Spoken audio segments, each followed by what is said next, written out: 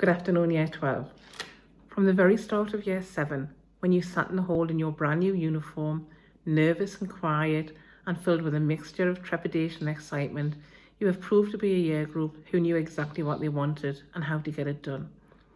You quickly settled in, established your friendship groups, most of which are still standing today, and started your high school journey. Of course, there were a few wobbles along the way, but as a group, you gelled together, brushed them aside, and refused to have them impact on your goals. As I recall the events of the past few years, the one thing that stuck out for me was your resilience. There's no doubt you've been thrown a few curveballs along the way, but generally you picked yourself up and got on with the job. So what is resilience? If you Google it, the definition is the capacity to recover quickly from difficulties, to bounce back from adversity, the strength that you call upon in times of need, to be able to adapt to difficult situations. And boy, have you demonstrated all of this. When I thought of your resilience, I likened it to that of a football team.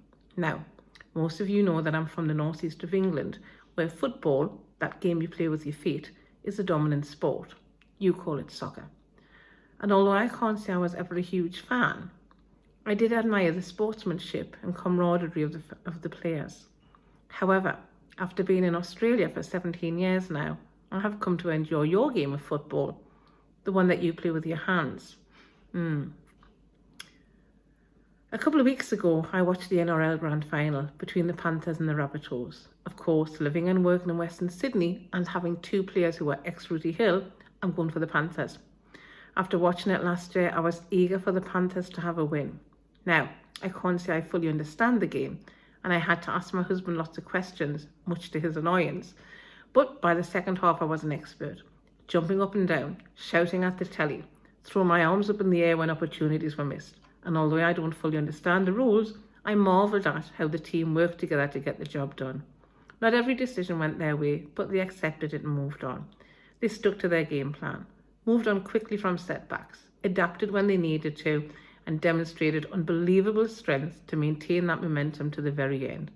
If that's not resilience, I don't know what is. The excitement in those last few moments when it was so close was almost unbearable. At the final whistle, I was jumping over joy, and I cried when Nathan Cleary hugged his dad. What a wonderful family moment. I thought about the similarities between football teams and our team here at Rooty Hill. Like a footy team, we have a code of conduct, our persist values, the values you are expected to live by.